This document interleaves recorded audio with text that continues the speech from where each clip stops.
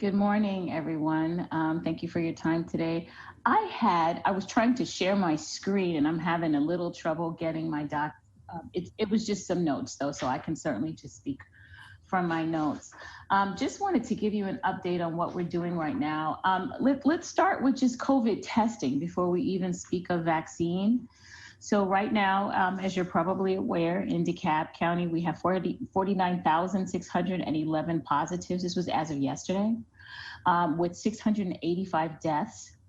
If you break that down demographically, you have 42% of the positives in this county are African American, 23% are white, but 19% are unknown because, as you are aware, racial and ethnic data was not consistently collected at the state level until about May. So there's about 20% that we still are not clear on race or ethnicity. 11% are Hispanic Latino and 4% are Asian. So Georgia is up to close to 1 million cases at this point, but DeKalb County is making up 6.3% of the total cases in Georgia. More than half of the cases in DeKalb are less than 40. 32% are less than 30. So this is still a very young, targeted disease, very different from how we thought it was going to be when the pandemic first began. I will say, though, that in terms of mortality, it's still an elderly disease. The seniors are more likely to die from COVID. I wanted to talk about the variants a little bit. We have discovered the UK and I believe the South African variant as well. Here in Georgia, as of Friday, they had discovered 48 individuals that had the variant, but that's only 1% of the individuals who are tested for the variant. So the fact that you found 48 means that there's probably hundreds to thousands more throughout the state. What's also concerning is that on February 1st, we had only found 19 folks who had the variant. Now we had 48. So it's a pretty dramatic jump in a few weeks. So I would expect that we will start to see more folks that are testing positive for the different variants of COVID. Why is that important? Because the UK variant apparently seems to be much easier to contract. It's much more contagious. Happily, it seems as if at this point that the vaccine covers at least the UK variant. I think that the South African one is a little more unknown, but as we receive more information, I will certainly share it with you. Moving on to COVID vaccine, as of the 13th, as of Saturday, which we had 24,005 doses that had been given. 21,671 of those were Moderna doses. 2,334 were Pfizer doses. In terms of demographics, folks who have received vaccine in this county, 52% at this point are white, 36% are Black, 9% Asian, 2% multiracial, 1% Hispanic, 59% are female. What's very, very, very interesting to us is 69% are from DeKalb County, the rest are not. So 30% of the folks that are getting vaccine are coming from elsewhere. 11% of those are from Fulton, 9% are from Gwinnett, and 3% are from Cobb. In terms of who has received the vaccine, I asked them to pull up some zip code level data for me. And so I just pulled the top 5 because they're all relatively close in number. 30030, which is right around us, 6%. That was 6% of the folks who had received vaccine. 30033, same area, 5%. So 11% of the zip code is coming from this Decatur area. 30338, 5%. And 30034, which is also Decatur, 4%. So that's the breakdown of the top 5. I know there have been questions about, well, first of all, let me just say that vaccine accessibility is still a real issue. Yesterday, we received 300 doses of Moderna, which is about 2.5 hours worth of work for us.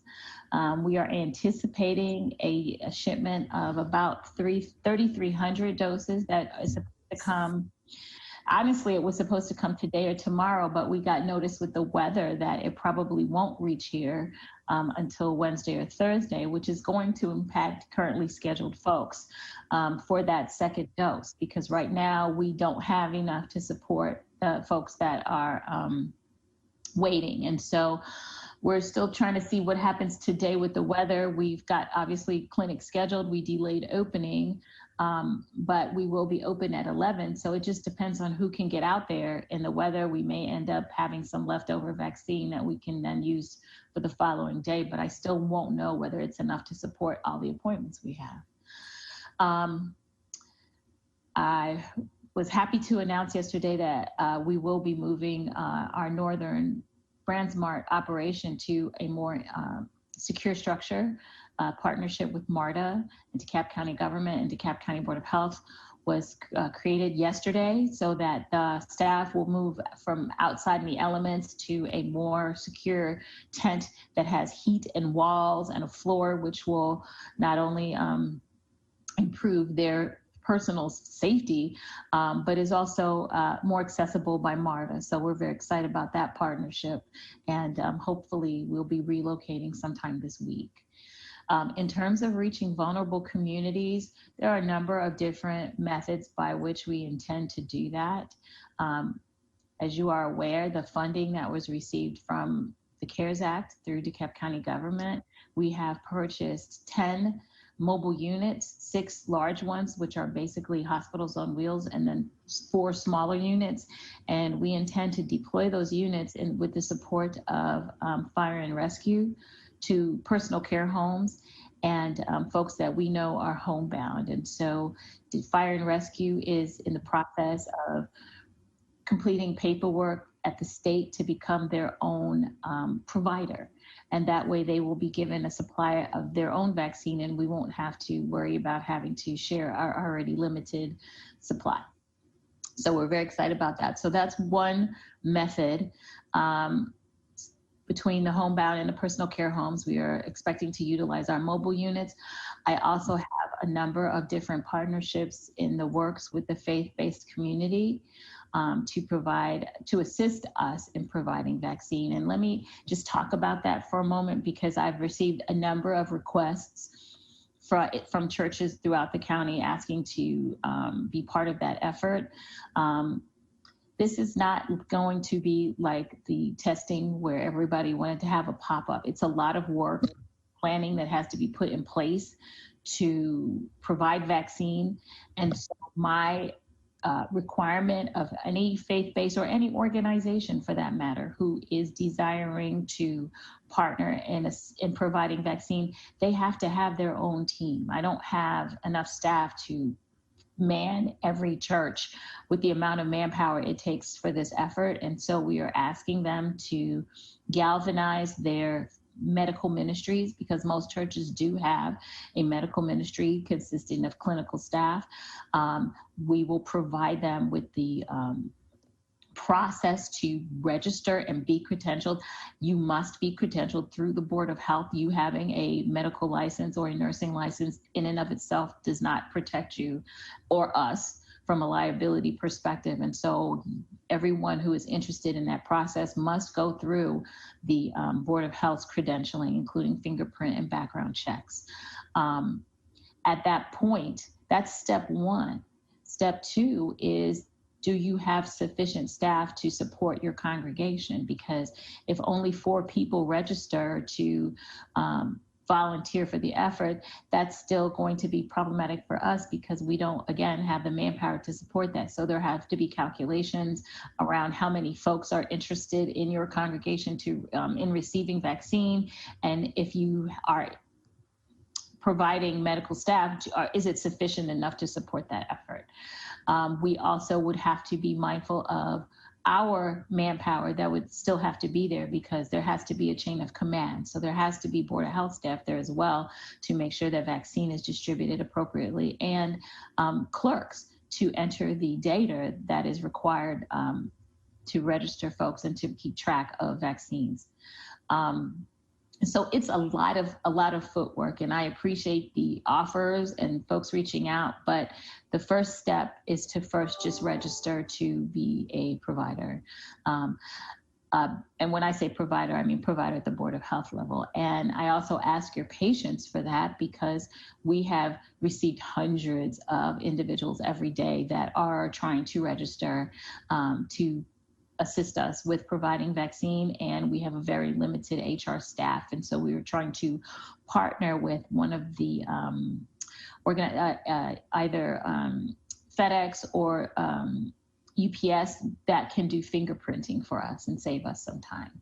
So we're working all the details out about that. And then there are expenses associated with credentialing. It's $30 for every fingerprint check. So we weren't obviously anticipating the volume of volunteers we were receiving. And so we're in the process now of trying to determine whether COVID funds should be allowed to support that, which I imagine it would. So we're just trying to get that clear. And if that is in fact the case, that's going to be very helpful. So that's one of our measures is faith-based community. We also have a number of clinical volunteers that have signed up through our universities. We have Emory volunteers, we have Morehouse volunteers, and just private individuals who happen to be clinicians. The Medical Reserve Corps has been a partner with the Board of Health for 20 years by now. The process is still the same though, because all of Medical Reserve Corps are not necessarily clinical, and so we need to get them credentialed. We also need to know their availability, because my experience with MRC is generally folks are just available for a couple of hours. We're looking for people that are available for a day. Because it's also a challenge to try to schedule people for 2 hours here, 2 hours there. So we really need to cull down the list of MRC volunteers we have. We're working right now on a database so that we are clear when volunteers sign up. What are you signing up for? Because many people are signing up for their specific church. So if you're signing up for your church, that's your thing. But there are some people that are interested in just being general volunteers, which for us is much more helpful, because then we can call you when we need you. So we are in the process now of stratifying everyone to know who's here for what, because some folks are here for just a single event or something that, they wanted to support through their faith-based community. So that's really where we are right now is I tell people there's no such thing as too many volunteers. We are just trying to make sure that our process is reasonable, that we make sure we credential everyone appropriately.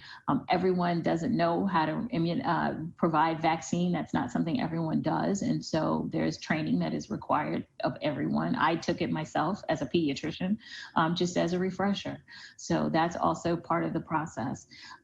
They have been extraordinary help to us. The Deltas assisted in an event last week at Lew Walker Senior Center where over 500 folks were immunized. And I'm hoping to utilize that same type of model of other Black Greek letter organizations to have a mega vaccination event.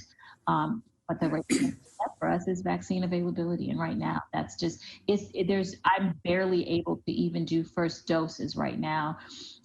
So the opportunity to provide a mega event is going to be a little bit further down the line. I will say, though, we do have Pfizer vaccine.